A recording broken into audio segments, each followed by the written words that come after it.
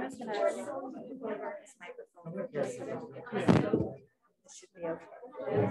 Excellent. Hi, folks. Thank you for joining us. I can't even tell you how excited I am to see this many people in a bookstore, especially for the launch of Leslie Kirk Campbell's The Man with the Man. Fantastic. Thank you so much for joining us. I'm Cara. I'm the events coordinator here for Green Apple Books, and I'm truly so excited to see you all here celebrating Leslie. I'm so excited too to introduce Nona Caspers. It's going to be our interlocutor for tonight. Thank you, Nona. So a little housekeeping before we get started. I just wanted to let you folks know we're keeping our masks on at all times so we can give Leslie and Nona the grace to take theirs off and be a little bit celebratory. We're just trying to be as safe as possible. Thank you for being cool about it. I really appreciate it. And so do your pals and neighbors here, I'm sure. Also a sincere thank you and a shameless plug before we get started. Thank you to all of the many of you who pre-ordered Leslie's book before the event. You have like no idea, maybe you do, but it truly has a big impact on an author's like success of a book going forward when you pre-order a book. So thank you for doing that. And it has a big yay, thank you for yourselves. Give yourselves a round of applause.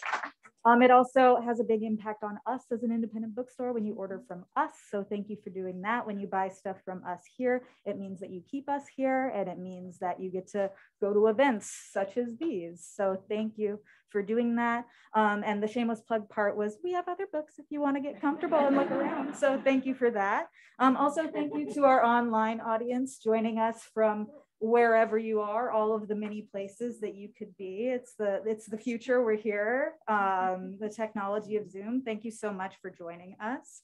I wanted to tell you that this evening, Leslie is going to be reading from her collection, which will be followed by a conversation with Nona, and we'll have an audience Q&A after that, and then a signing line after that, which will be at the back. If you have any questions about any of those things, I will gladly tell you where to go and what to do. So without further ado, I'd like to go ahead and introduce the two authors joining us this evening. Nona Caspers, her latest book, The Fifth Woman, was a Mary McCarthy awardee, a Lambda Literary finalist, silver medalist for Best Indie Book of the Year. And BuzzFeed listed The Fifth Woman, it's The Fifth Woman, on its books, queers, and everyone else should read, which is a damn fine list. Caspers' book of stories, Heavier Than Air, was an NYTBR Editor's Choice and a Grace Paley Prize in short fiction. Her fiction has received an NEA Fellowship, honorable mention in Best American Short Stories in 2016, and an SF Cultural Equity grant, among many other accolades. She's a professor and chair in the creative writing department at San Francisco State University. Please do welcome Nona Caspers.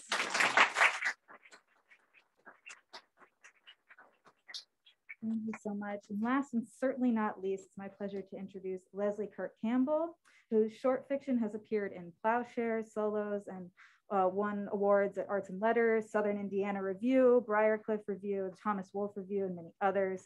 The author of Journey into Motherhood, Leslie is the mother of 2 grown sons and teaches at Ripe Fruit Writing, which a lot of you here, I feel like, are familiar with, a creative writing program she founded in San Francisco. Her book, The Man with 8 Pairs of Legs, is the reason we are here tonight. So please welcome Leslie Kirk Campbell.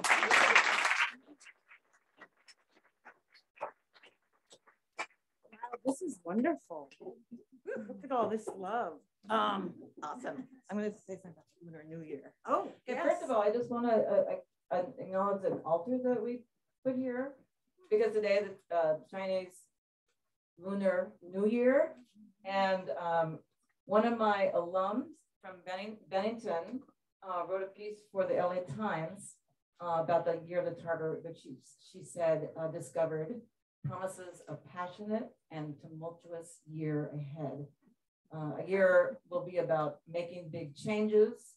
It'll be a year of risk-taking and adventure.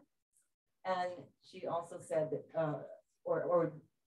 it has been said, that generosity will be at an all-time high. So, Happy New Year.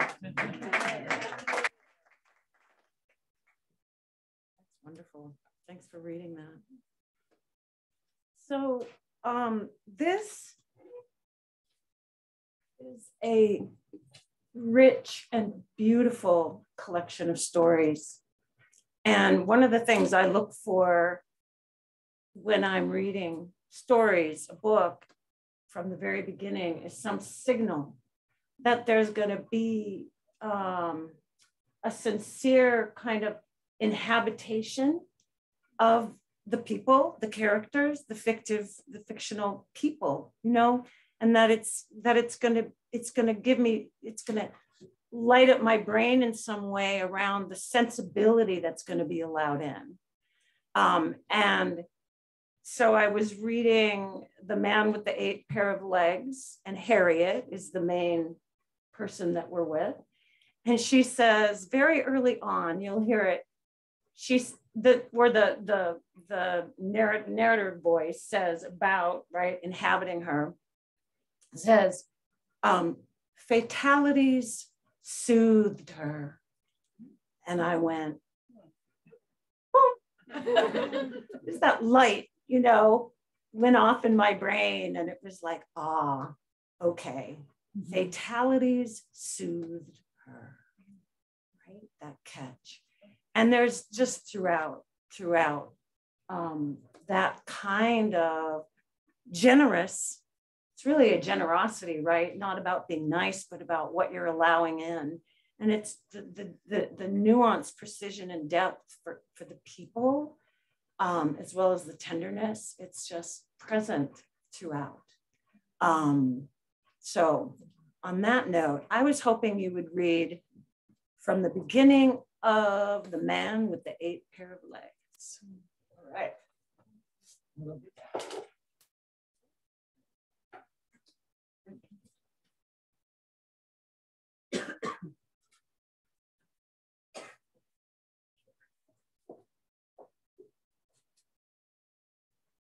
Can everybody in the back hear me very well? I usually always ask people to close their eyes when they're listening, but you don't have to. But I'm just saying, if you want to enter the narrative dream completely, you can close your eyes. And I want to be sure you can hear me, because it's important to me that the music of the language surrounds you. Okay. The Man with 8 Pairs of Legs. Canyon City was not a city. It was a small, gossiping, high-security town in Colorado's high desert, bordered to the west by the Sawatch Range. A home rule municipality boasting 13 prisons and 50 churches, its 10,000 people, 1/5 of them locked up, governed themselves as they saw fit, and thrived on the stories, true or false, they told themselves. Everyone in Canyon knew that 34-year-old Harriet Rogers, the reclusive 6-foot-tall history teacher at Coolidge High, was not a drinker, nor did she hang out in bars. But on this clear, wintry night, heading down Main Street toward the interstate, her Buick, like a stubborn horse, bucked and halted in front of Lola's saloon of its own accord. Or at least that's how the town later came to explain it. Harriet worked her lanky frame into a dark back booth and shrugged off her winter coat.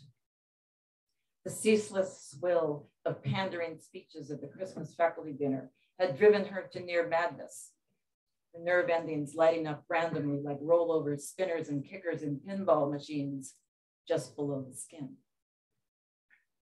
She had fled the cavernous gym, inadvertently releasing 2 green helium balloons into the night.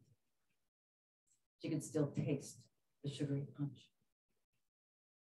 Anything that burns, she called out to the bartender as she pulled a stack of midterms from her satchel. But the bartender, a middle-aged man coiffed in a slick pink toupee, couldn't hear her or the 6 regulars jostling at his trough.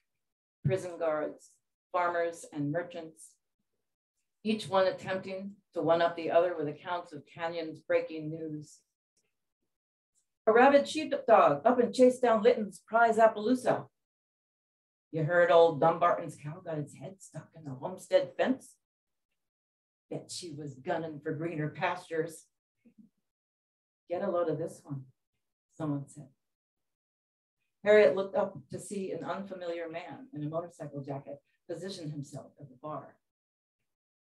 Giant fireball came out of nowhere, he said, taking off his jacket and mimicking the thrust of the thing with his arm.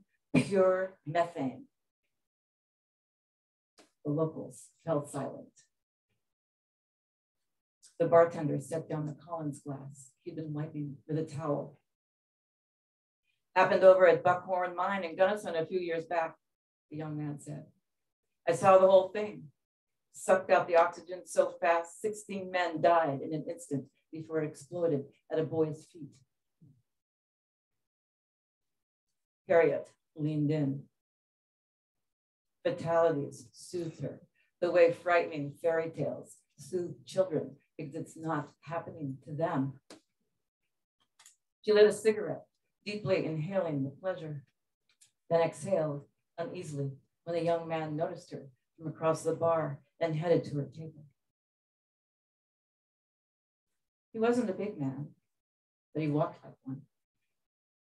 Callahan, he said, by way of introduction. His dark hair was greased, rolled back from his brow like a scroll. Harriet felt the heat on her legs from the clicking wall radiator beneath her table. Like a fool, she relit her lit cigarette. He slid the stack of exams to the side and bought her 2 shots of exactly what she ate for. She must have winced. I take it you're not a regular, he said, joining her in the booth. Me neither. She glanced at him then from behind the curtain of her hair, surprised by the genuine tenderness in his voice. He was younger than her and shorter, his broad shoulders pushing against blue flannel. It was the 90s, not the 70s, but he punched in John Denver, Rocky Mountain High, and led her to the small, straw-strewn square beneath sagging Christmas lights, where, even hunched, she towered over him, his head resting against her mannish chest.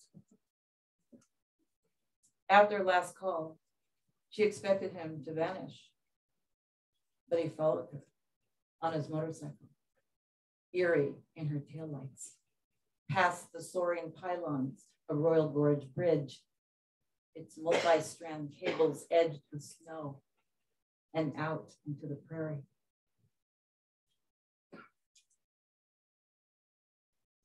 No man had kissed Harriet since a male colleague at Coolidge cornered her in the locker room 5 years before.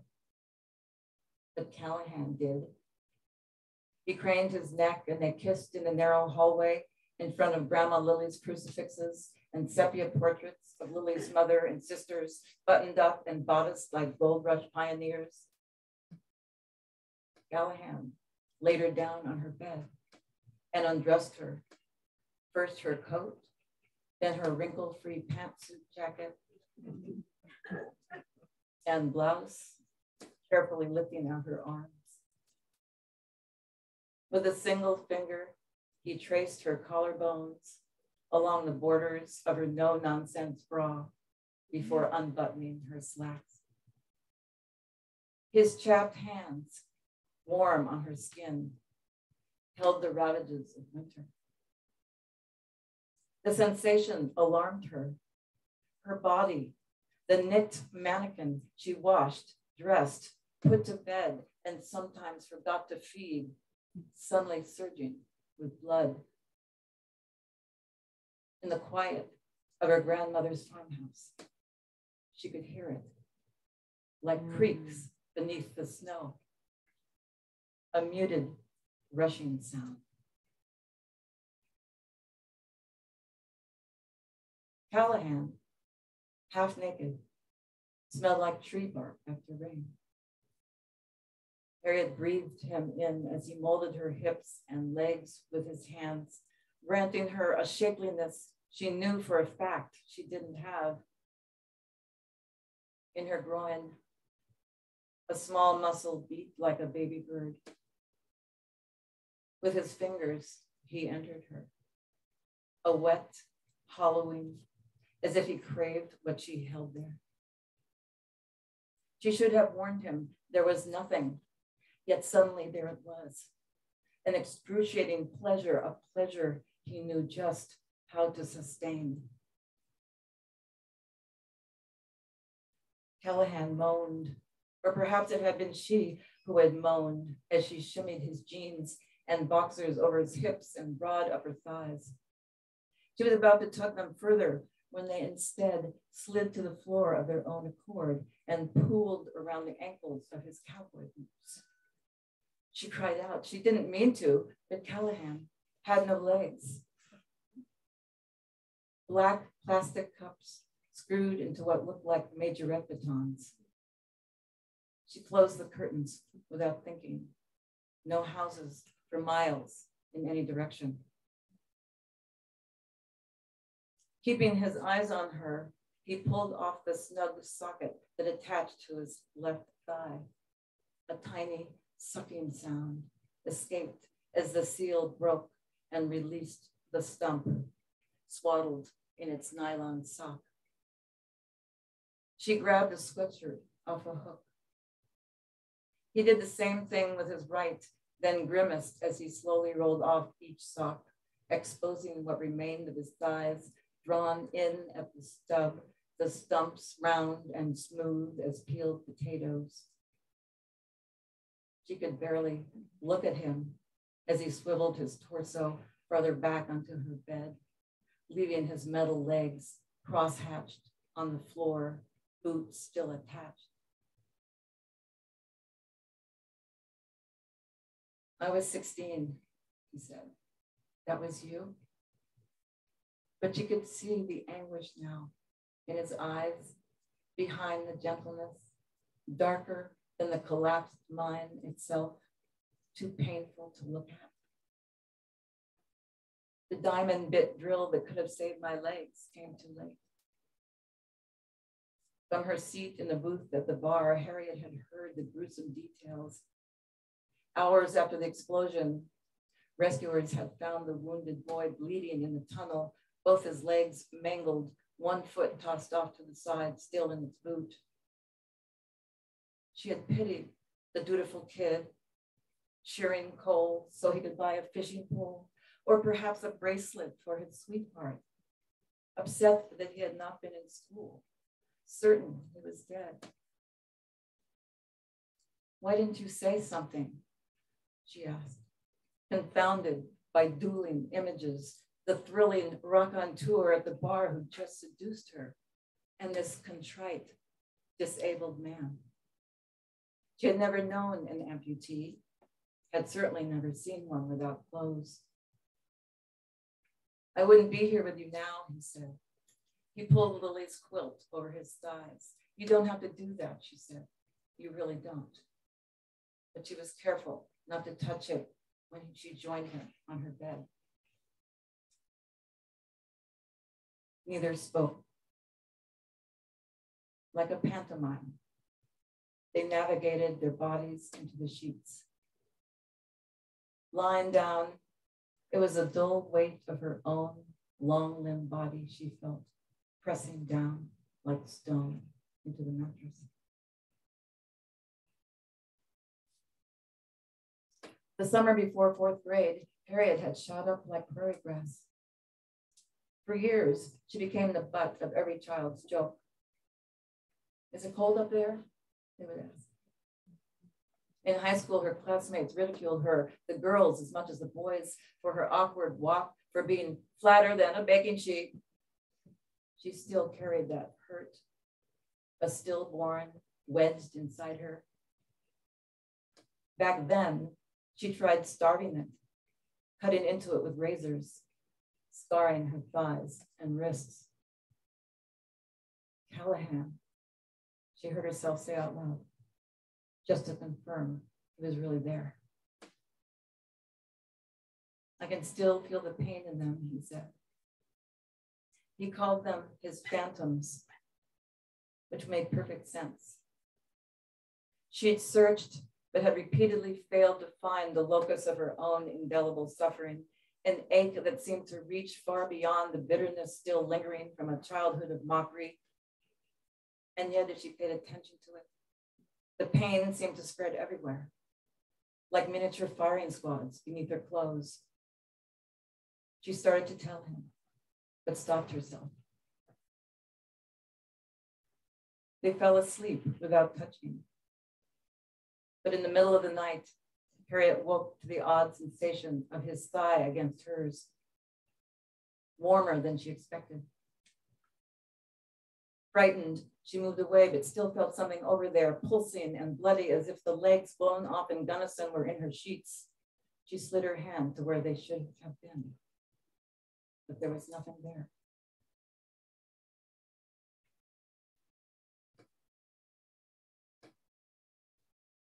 The next morning, Harriet watched Callahan transfer himself to the floor in one swift motion and zip down the hall to the bathroom, pushing his naked torso forward with his hands, his stumps extended in front of him, before reappearing bedside, shameless and smooth like some mythic creature. His ungreased hair fell into his eyes, making him look even younger than he was. I'd like it if you let me stay, he said, rubbing his shoulders against the cold, but not out of pity. Nimble as a skier, he reattached his limbs. Molded feet that would never blister, permanently ensconced in cowboy boots, were secured to silver pipes that connected just above the metal knee joints, the thigh sockets pale as a mannequin's, each one fitting snugly over its stump like a thimble on a thumb. His legs, destined until the end of time to be free of varicose veins, were effortlessly fastened to his torso in seconds, at which point, crouching on all fours, his hands close to his chest, he pushed himself up with his arms so that his body took the shape of a V. Then he walked his prosthetic legs to his hands and stood up, assembled and strong, in front of her. He brushed his hair back with both hands, his transformation, nothing short of miraculous. It wasn't pity, Harriet felt, nor the confusion she'd felt the night before.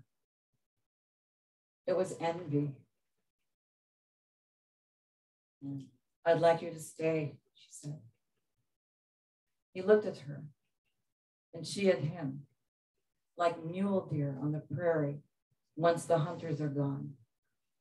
She opened the curtains, forgetting that her own pilloried body, along with its lattice work of scars, would be exposed to the salt light of day. Outside, Mount Elbert rose up over 14,000 feet, majestic above stratus clouds. Below, the wide white prairie, unblemished by footprints. Mm-hmm.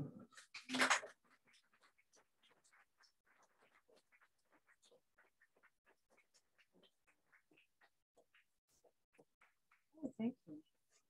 It wasn't pity, it was envy. Uh-oh. But it's interesting to me how throughout in this story and then throughout the stories, right, the body, right, the history and the backstory mapped on the bodies, you know. And in this one, right, Callahan has what she calls it's a spectacle. He has the story like the stories in the bar, like, oh, and the mine blew up and I lost. Yeah. And her story of the body, and it's mapped on her body and the scars and her relationship, her history with her body is hidden, right? So there's the visible and the invisible. And Mr. Evans also in the next piece, he has leukemia, and then the precision of the imagery around the body, like the baby bird and the groin, and that was just ooh. But Animalistic. Yes, animals. We talk, yeah, animals come up as in the body, landscape, animals, but just like I'm curious, we'll get more of the body stuff, but also what was the origin of this story? Like, how did you land on Callahan, and who came first? Harriet, Callahan, they came together. Whose body came first, Leslie? But so all the different stories really start with different things. Okay. Nightlight started from a dream I had, okay, where I saw an image of this middle-class man walking down the street with his arm around a homeless heroin addict, leaving his kid and his wife. And I'm like, what the fuck? Like, what is going on here? And why would he do that? And what would lead him? What is his story? And in this case, and it's, each story is different. Different, right? But for the man with 8 pairs of legs, I thought it was just because I was sort of blown away by a TED talk where I saw, I forget her name right now, but she's well known in the disability community. She has a lot of prosthetics, and they were pretty amazing looking. And I'm like, whoa, what does that tell? And then I got into, so that was him. That was him. I knew he wanted to run, and he was going to be in a small town, and the small town, things just started happening. You know, I put him in a town that I've never been to, and most of the stories are in places I've been to. So this one, it wasn't, but the prisons and the churches in this little town, I thought that was important because I'm a justice person. I've had my own share of prejudice against myself, and I've seen it, of course, around. I've also had a lot of physical injuries, and I've been sexually assaulted, and I have body things. Body's important to me, and that came a lot out in the stories. And I think Harriet's, one of the things I was going to say about that is that what happens a lot, I find, I was thinking about this, is that I have a lot of ideas always. I'm a person with like a lot of ideas, and when I first started writing fiction, I just had an idea that I wanted to talk about, like enhancements, body enhancements. What does that mean? Are we still human if we have enhancements? And and then some of my mentors said, yeah, but what about the characters? You can't just have an idea, And then but what I like in the end is I think the ideas end up permeating it, but it took time, like a number of years, to really get to know the people that started populating my stories. And you do get to know them. Yeah. And we get to know them. Awesome. Yeah. So that's interesting. What compels you, what pulls you in, and is different things for each story, right? Yeah. But it's also interesting to me that one of the things, this with the body, and just what you were just saying about your own history, is that in each story, there is the vulnerability and mutability and weakness of the body right next to beauty. Like Mr. Evans has leukemia, but he's got bruises, but the bruises become, well, there's a tenderness at the end. I don't want to give it away, but the bruises also have a beauty to them. And just the way you talk, the way that you find language for these interior places, right? Both the interior of the body, but then the emotional landscape, right? The the landscape of the body, outside, inside, and they speak to each other, but just tons of, right, she talks about the clandestine life of her body, Harriet, and at one point, it says, like clandestine life of body, like tiny milk trucks. Where is that? I want to find that. I underlined it. Here it is. Blood cells circulating, right? Pounds of bone and nerve endings, right? Blood cells circulating like tiny milk trucks, delivering oxygen. Her indefatigable heart pumping 90 beats per minute, the body she hadn't chosen and had chosen to reject. But that, right? It was interesting because there are landscapes out in the world. There was that whole landscape. I was very drawn to what I learned about this plateau, these mountains like Mount Elbert, these beautiful Rockies, but it became essential that those prisons and churches were there. I was thinking about the contradictions of the godliness and the criminality, and then they're both in excess, seemingly, with so many of them.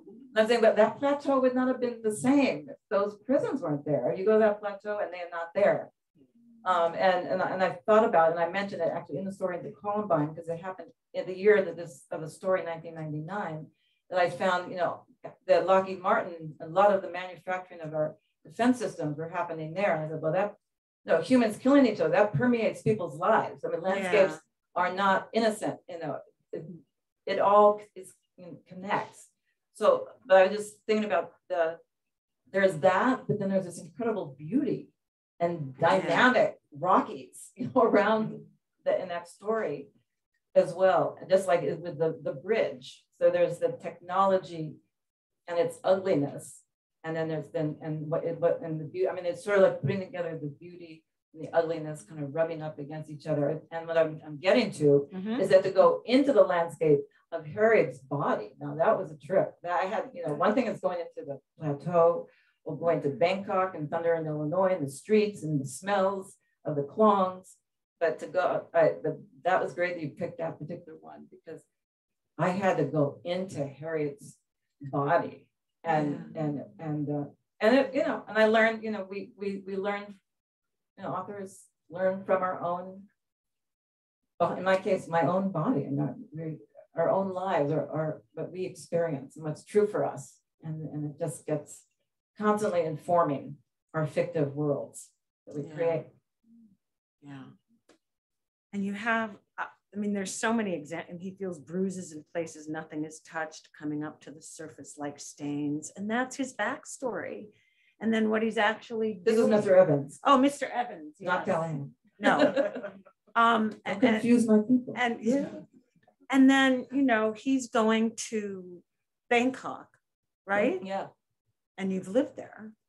Because there are people in here from all over the place, right? There's in nightlife, they're living in San Francisco, but Reiner, the man, is from a small town in Germany. And, it's fascinating to me, because the people are from all over the place. I want to read this image. I don't know how much time we have, but it's fine. Short. Because this is the other thing, because this hooks up with the body somewhat, but it's this thing about that their worlds, this is in general, but they're seeking some kind of underworld, something deep and richer than the surface of everyday life, and she is opened up through her body. Who's the she this time? She this time is Harriet with sex, right? Yeah. Mr. Evans, he's visiting a prostitute, a sex worker in Bangkok. And he continues to, but there's a beauty in it. And his wife knows, and he's got the bruises, but it's like, it's not reduced, right? It's kept alive, and it creates a liminal space for him in some interesting way. It opens something for him, right? And then with Reiner in Nightlife, and they're living in San Francisco, here's an example where you actually are saying it. There's a lot of philosophy in this piece, and I just loved it. But here's Reiner coming home when he's young, right? So this is flashback. And this is the main character, Reiner, who's living in San Francisco with his wife and kid.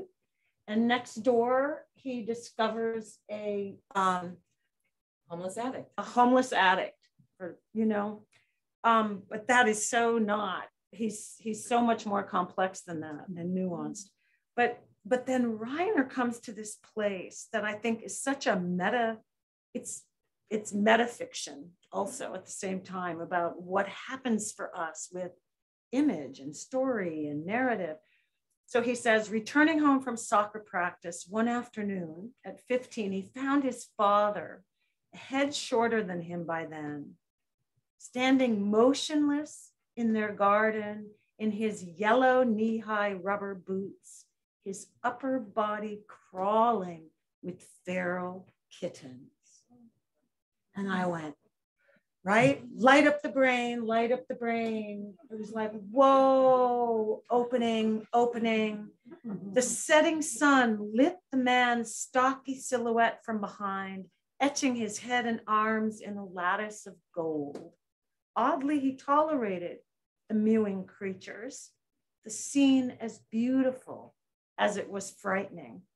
Here was the man who barked orders at him, who humiliated him, who slaughtered pigs and drank his own homemade ice vine until he snored at the table, yet who today was a conduit to a liminal world, a mystical place that defied incomprehensibly the demands of a normal day. And they're all seeking that, and we all know that, right? We have these normal days, day after day, this everydayness and dailiness.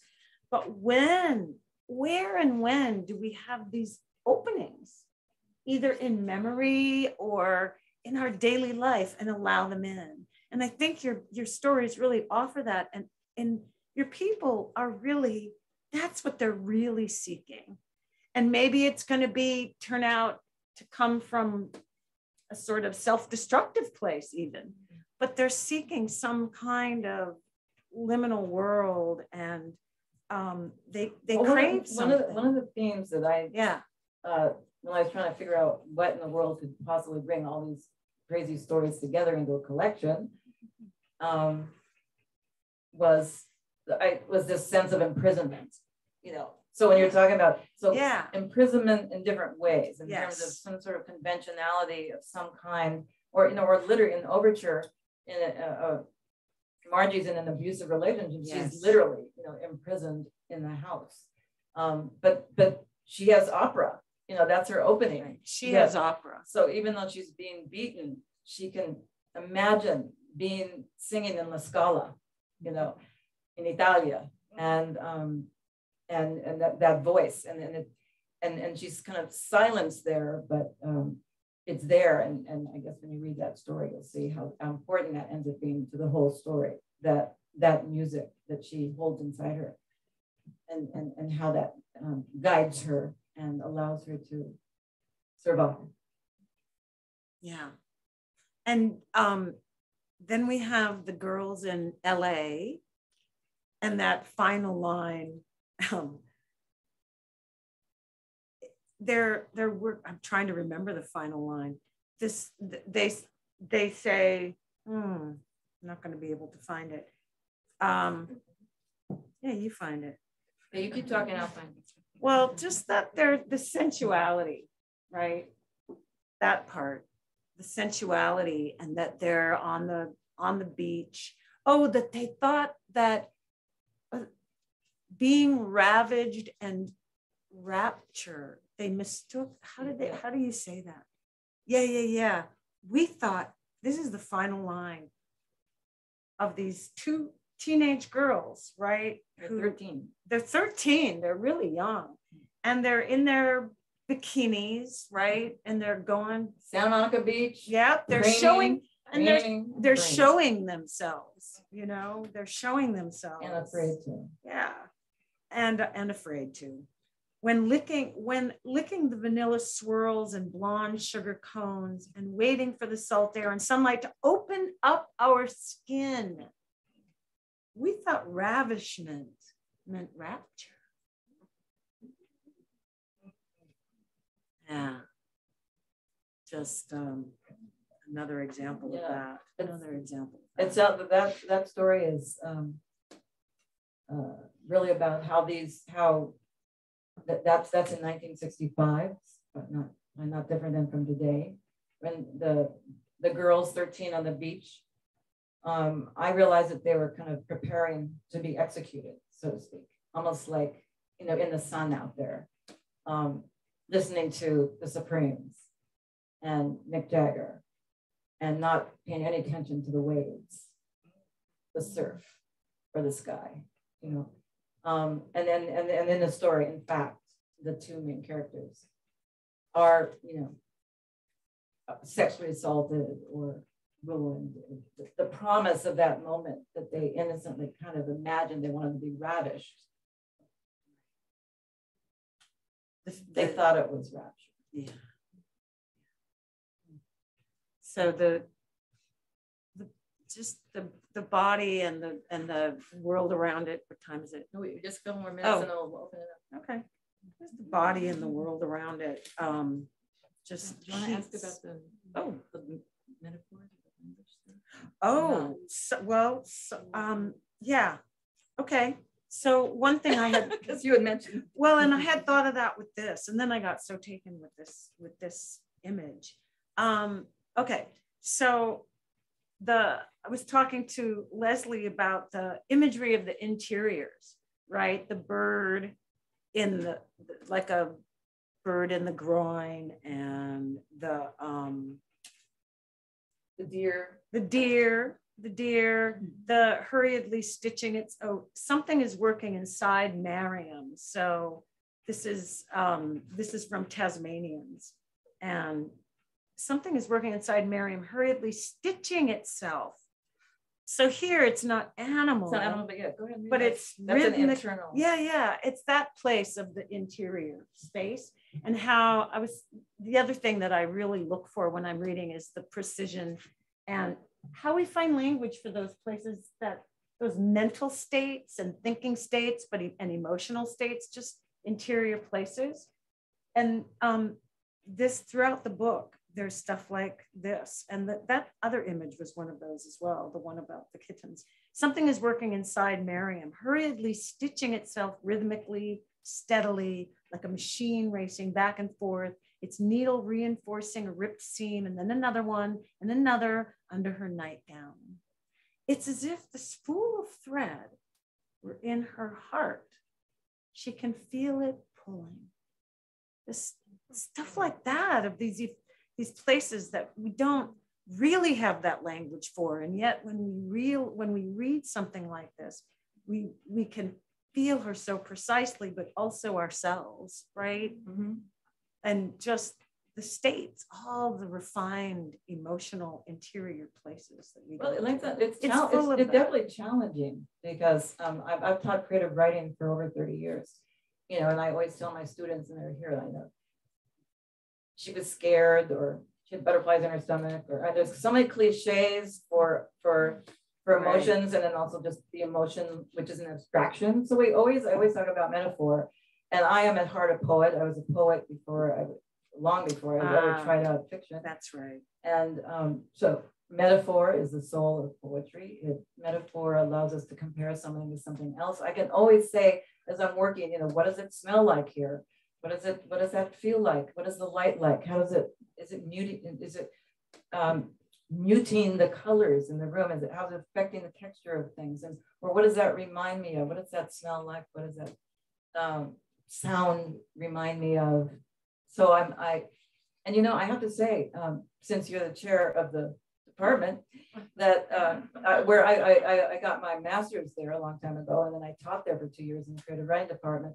And Stan Rice was the chair, and he was just a brilliant metaphorical mind. And I was very fortunate to have early on workshops with him. And I mean, I think I probably was already drawn to that, but that's what maybe crystallized it for me.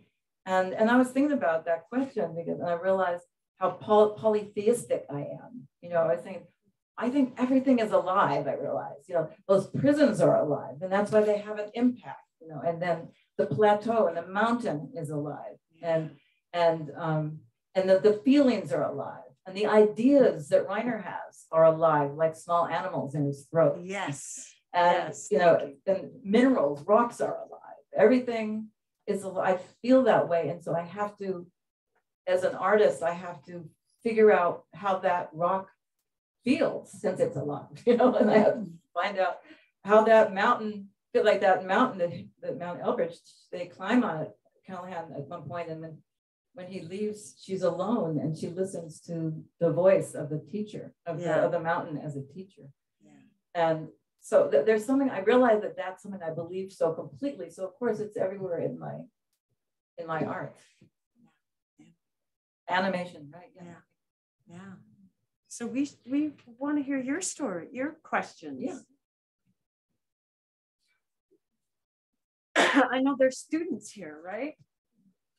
Some students, some all sorts of people. Just any question. I have a question. Yeah. For you personally, what does it represent having finished this book and everything that it required to do it? Emotionally, psychologically, did you work anything out by doing it? I mean, sort of emotionally, psychologically, spiritually, anything like that? Could people hear that? Because no. So what is it like for you spiritually, psychologically, emotionally to have written these stories and now have them in a book? How was that? Well, for one thing, I'm coming out as an artist after going in as a mother and a teacher for over 20 years. I mean, it means so much to me that I could just, you know, cry for a long time. So a lot of the ideas in the book I had rattling around in me for years. Some of the images, some of them were more recent. And I'm working on an essay now about this. I've been thinking about how I stuck with these first stories. These are all my first stories I ever wrote. And I've been working on them on and off for 7+ years. And I noted, like in an introduction, Alice Sebold, and talk about patience. And I saw that I think in the San Francisco Chronicle review, patience. And oh, do they? You know, like 7 years, yeah. I mean, so I took it to heart when I learned that fiction wasn't just ideas; it was about characters, and I needed time to know those people more and more deeply, and know the story. I mean, I'd like to mention that short story as a genre.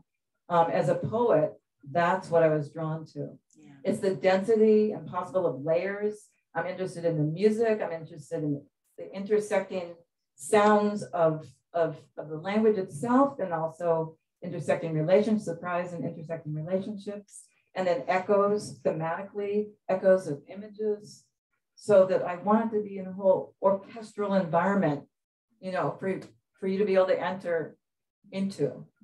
And then I had to, I thought about how when I teach teen students during the summer, one of the exercises I do with them is I have them select a painting and I ask them to imagine entering into the painting. And so they have to be in the painting. I mean, it's behind them and above them and to the side of them. And what do they see? What do they smell? What do they feel? What's happening? What are the people doing? If there's people, if there's trees, how are they feeling? And I realized that that's what I was doing. As a writer, I'm certainly not a witness. You know, I'm not standing here looking at these people go through their emotions. My work, my job is to figure out how to go into that world. And then first you have to figure out what the world even is. And then you have to get in. And then these people arrive. And then you have to get into them, you know, until you can see the milk trucks going up and down their veins. That's right. I was interested in the use of the word liminal. Interested in the use of the word liminal. Well, I'm very intrigued by what we can't, I love what we can see in smell and taste and touch. I'm very sensory, sensual, visual thinker, that kind of person. I don't remember names and things, but I remember smells and images and things like that. But I'm also very interested in the interstices, or whatever you ever pronounce that word, that between things, between realities that we can't quite touch. And I'm hoping that the stories also explore some of the magical, inexplicable realities that people can experience even for a moment. That also fascinates me. So there's the body that's so physically, you know, and then there's spirit.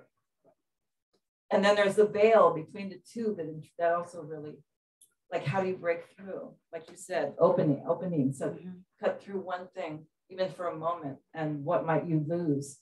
Reiner has a lot to lose in Nightlight. Yeah.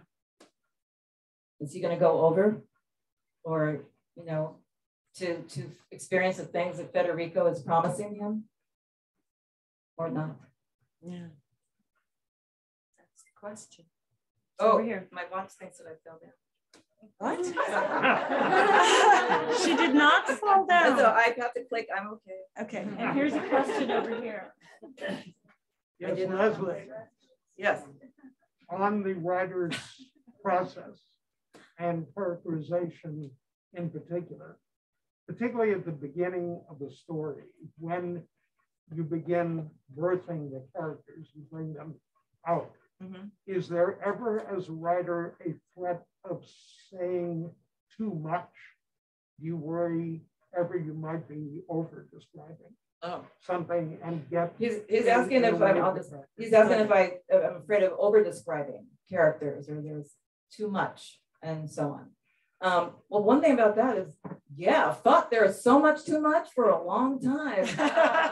That's why revision was created. And for me, my art is like a puzzle that I want to figure out. And I love figuring it out. And then I also have gone to workshops where they also help. I did not do this book alone. There are a couple of people in this room who were major readers of my work, and I went to summer writing workshops. My MFA that I went back to school to get a fiction MFA in my 50s, you know, at Bennington writing seminars and so on. A lot of people helped in that process.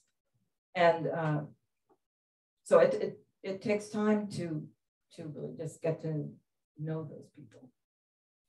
And then in terms of revision, I'm a person who loves revision, loves discovering what needs to be there and what doesn't. You end up letting go of characters that you just don't need. In Reiner's, in Nightlight, there used to be 2 sons. The story didn't need 2 sons. So I kicked the other one out. I mean, I happen to have 2 sons, but I can't get any of those 2 out. Good move, yeah. So I did it, and I don't want to kick any of my boys out. Just saying. So revision is so much part of the art, and people have said it's 80. You know, the art is 80% revision, 20% writing. And I read my work out loud. I don't know if you could tell I enjoy reading my work out loud, but I actually record it and listen to it, and I can put it on pause, on and off, you know, change things around because, well, I mean, I tell my students that I want them to train them to know what a poet knows about language and to train their ear to have an ear of a musician. And I hopefully have trained myself also in that, so that it's so much about the rhythms and the sound of the language. That's very important to me, and is also very instructive as I'm revising my work. Right here. Oh, let's this one, and then the one way in the back. We'll talk about getting to know your characters. What is that process like for you? How do you get to know them? Does it happen when you sit down to write? Does it happen when you're out grocery shopping? How does it happen? I am a person who some people say I'm too intense, but some people write, you have to write every day, but I write intensely for 2-3 days at a time, or if I can 4 or 5, and if I can get a residency a month. And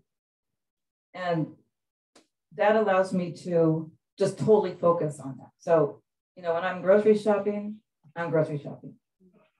And when I'm talking to my grandkids, I'm talking to my grandkids. So I really separate. That's not to say things aren't maybe being worked out somewhere, but I really do so much work when I'm focused on the work. I often go to a place to do that. Another thing, a couple of little things I do are really about to finish up. While I'm writing, like I'll ask Harriet as we're going along, Harriet, how are you feeling right now? And then Harriet tells me, I just free write here. I'm like, become her in this magical way somehow. And she writes all this stuff, and then I learn. And then again here, maybe just 2 moments later, well, how about now? Because there are those nuances that are important in life. I don't feel the same for more than a minute. It's true. Right? So you have to keep asking. And another thing, this is partially for my next book that I'm working on, that's tentatively called Free Radicals. And one of them, Lilith, is a wanderer. And after a workshop in the East Coast, I got onto a Greyhound from New York to Chicago, and then a train from Chicago to a little town in Idaho, because I was Lilith. And he said I would be Lilith, because that's what Lilith would do. So I saw out of Lilith's eyes what the world around and the characters I met, and so on. So I enjoy that as well. Just doing what my character is going to do and becoming them. Okay, be careful. Verging on insanity. There's a question back there, and then we probably have to finish up. Yeah.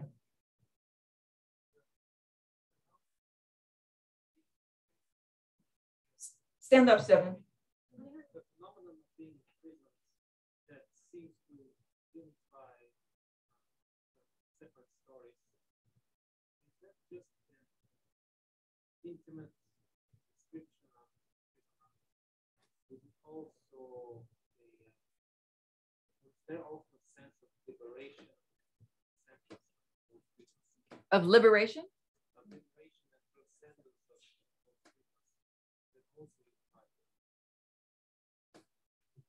I couldn't hear the end. Wait, could you come forward? Just come forward.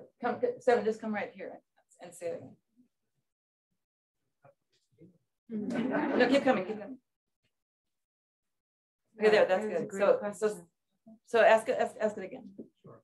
So this sense of being in prison that seems to unify the separate stories. Is that just an intimate description of being in prison? Or is there also a sense of liberation and transcending those prisons? And that sense also unifying the stories? What do you think? I think that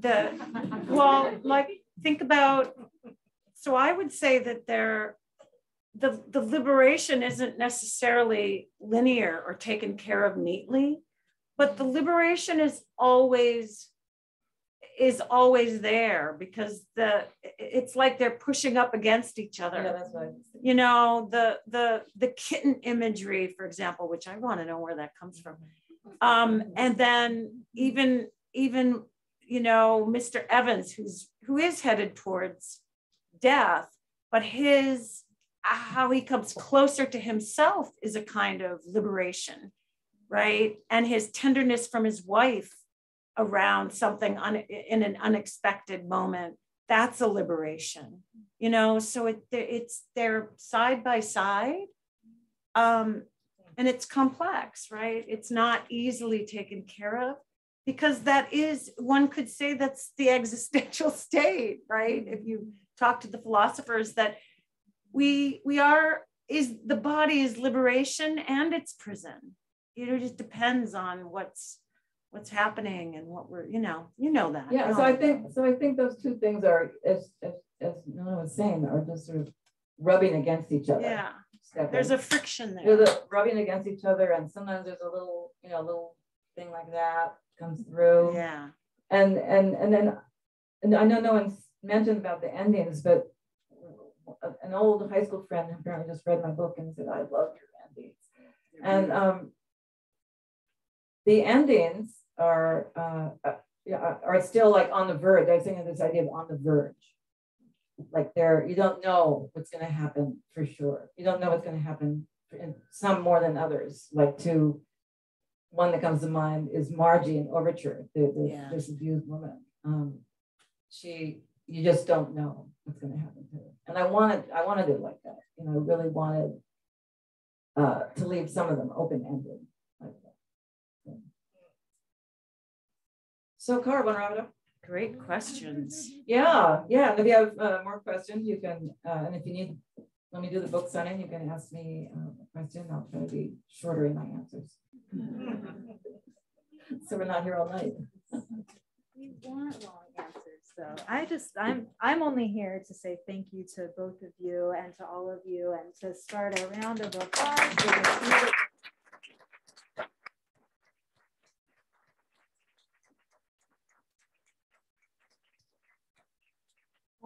Thank you so much, Leslie. Congratulations, and thank you for sharing this book with all of us.